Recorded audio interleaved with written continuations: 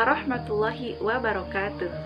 Innal hamdalillah nahmaduhu wa nasta'inuhu wa nastaghfiruh wa na'udzubillahi min sururi anfusina wa min sayyiati a'malina may yahdihillahu fala mudhillalah wa may yudlil fala hadiyalah. Asyhadu an la ilaha illallah wahdahu la syarikalah wa asyhadu anna Muhammadan abduhu wa rasuluh.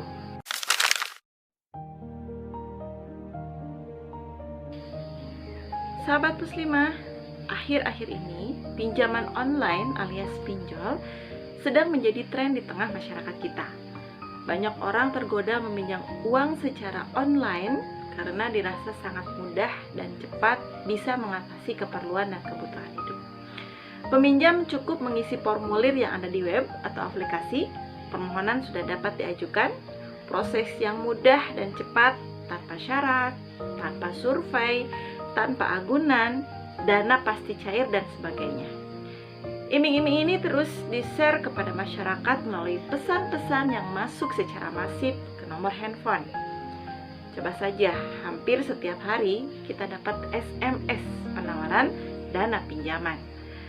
Akibatnya, banyak masyarakat yang tergiur dan mengajukan pinjaman online tanpa membaca secara detail syarat dan ketentuannya. Namun, di balik kemudahan-kemudahan pinjaman secara online ini, kita juga sering mendengar bagaimana sisi negatifnya akibat dari meminjam uang secara online ini. Selain bunga, biaya administrasi dan denda keterlambatan juga sangat besar. Dan ngerinya lagi, sistem bunga berbunga menjadikan jumlah pinjaman yang harus dibayar begitu cepat membengkak hanya dalam hitungan hari saja. Nah, ini sudah banyak ya masyarakat yang menjadi korban pinjaman online ini alias pinjol. Jika terlambat membayar cicilan, nasabah akan diteror. Tak hanya nasabah, semua nomor kontak di handphonenya pun akan diteror juga. Nah, seperti kasus yang pernah terjadi ya, seorang guru di Malang yang terjerat utang sampai 40 juta pada 24 perusahaan pinjol. Tepatnya bekerja yang mengharuskan si guru tersebut untuk kuliah, sementara gaji bulanannya hanya 400.000 yang diterimanya dan tak cukup untuk membayar kuliah. Nah, disitulah dia terpaksa berhutang dan akhirnya menerima teror tagihan-tagihan.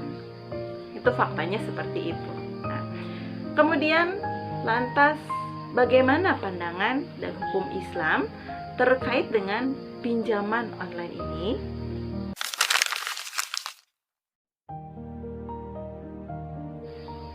Baik sahabat muslimah, berutang tidak dilarang di dalam Islam selama tidak berdasarkan pada akad yang ribawi.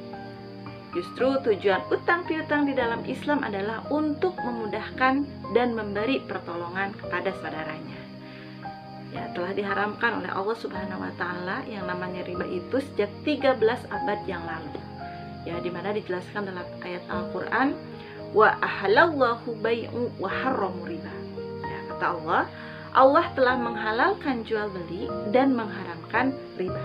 Ini dalam surat Al-Baqarah 275.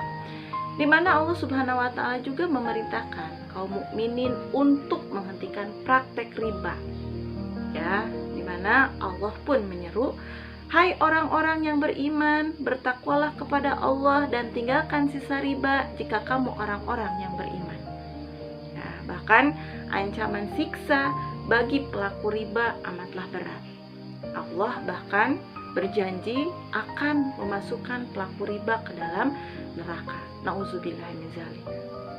Di mana Allah menyampaikan dalam Al-Qur'an, Allah telah menghalalkan jual beli dan mengharamkan riba orang-orang yang telah sampai kepadanya larangan dari Tuhannya, lalu terus berhenti dari mengambil harta riba tersebut, maka baginya apa yang telah diambilnya dahulu sebelum datang larangan dan urusannya maka diserahkan kepada Allah.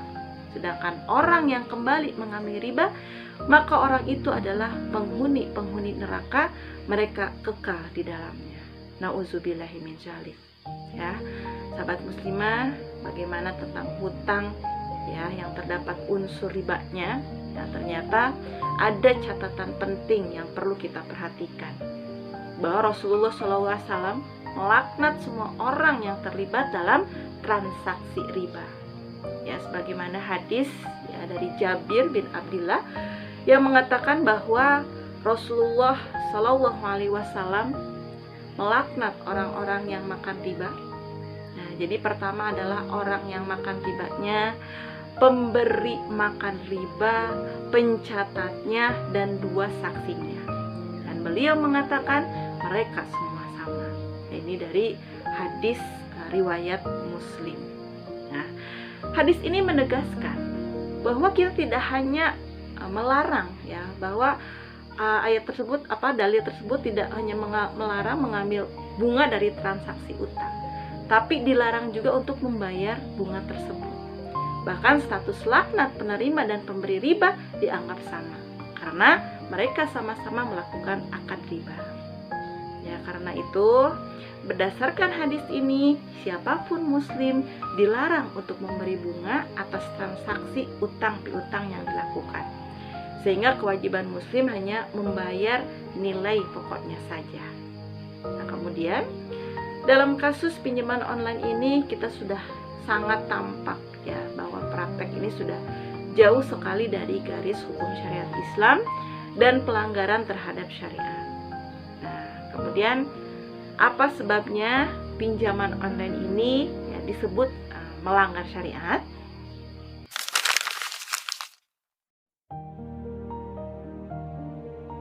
Baik sahabat muslimah, hal yang pertama yang membuat pinjaman online ini jauh dari syariat adalah adanya riba. Ini yang pertama, jelas ya, adanya riba. Kemudian tak tanggung-tanggung, ada 2 riba sekaligus yang terkandung dalam pinjaman online ini. Apa saja? Yang pertama yaitu riba nasi'ah. Apa itu riba nasi'ah? Riba nasi'ah itu yaitu tambahan karena penundaan. Jadi kalau telat itu ada denda. Nah, ini termasuk riba nasi'ah. Nah, kemudian kasus pinjol ini juga termasuk riba fadl, ya, yakni tambahan yang disyaratkan oleh pihak pemberi utang dari nilai pokok utang. Jadi ada tambahan, ada lebihnya. Nah, misalkan saya contohkan, seorang yang meminjam secara online sebanyak 1 juta, tapi uangnya yang diterima kurang dari 1 juta. Nantinya dia harus mengembalikan utangnya itu yang sebesar 1 juta itu ditambah bunga dan denda jika terjadi keterlambatan. Nah, ini adalah muamalah ya yang sangat jauh sekali dari konsep memudahkan dan memberi pertolongan sebagaimana dalam syariat Islam. Kemudian hal negatif lainnya dari pinjaman online ini adalah membuat orang mudah sekali meminjam walau tidak sedang memiliki kebutuhan yang mendesak. Ya, hal ini terjadi karena apa? Karena aksesnya yang sangat mudah. Ya, ini jelas-jelas tidak sesuai dengan semangat syariat Islam yang seketat mungkin mencegah seorang muslim untuk gampang berhutang. Ya, umat Islam dilarang melakukan pinjaman kepada lembaga apapun dan dengan cara apapun, baik online maupun offline, jika di dalamnya terdapat akad ribawi, ya, yaitu akad utang piutang dengan penambahan nilai pinjaman dari pokok pinjaman. Terlebih, jika karena suatu keterlambatan kemudian dibebankan bunga tambahan atas pinjaman dalam akad seperti ini telah terjadi 2 dosa. Ya, sekaligus. Jadi ada 2 dosa sekaligus, yaitu riba nasi'ah dan riba fadl. Ya, sahabat muslimah, ya, setiap muslim hendaknya menghindari akad-akad seperti itu. Ya, sambil tetap kita mengikhtiarkan jalan ya yang lain yang halal. Ya, misalkan melalui pinjaman tidak berbunga atau melalui akad mudharabah ya, dimana akad mudharabah ini adalah pemberian modal usaha dengan ketentuan bagi hasil kalau mendapatkan keuntungan, gitu ya. Meski memang berhutang di dalam Islam tidak dilarang, selama tidak berdasarkan pada akad yang ribawi, tetap saja banyak hal negatif dalam utang itu. Apalagi dalam kehidupan kapitalisme saat ini ya. Banyak orang berhutang hanya sekedar untuk memenuhi hasrat gaya hidup saja.